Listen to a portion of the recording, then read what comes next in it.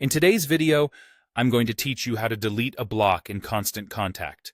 If you're looking to tidy up your email layout or simply start fresh with your design, removing blocks is a straightforward process. We'll be walking through these steps together, and you'll see just how easy it is to clean up your email template in Constant Contact. To start, let's assume you're already in the Constant Contact email editor. Here, you'll notice a menu on the left side of your screen. This menu displays various blocks that you can add to your email.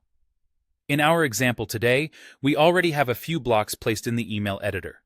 These might include text blocks, image placeholders, buttons, or any other elements you've previously added. Our task now is to go through the process of deleting one of these blocks. It's a simple way to ensure your email looks exactly the way you want it to. First, click on the block you want to remove. Don't worry, you can easily identify them as they'll be highlighted once selected.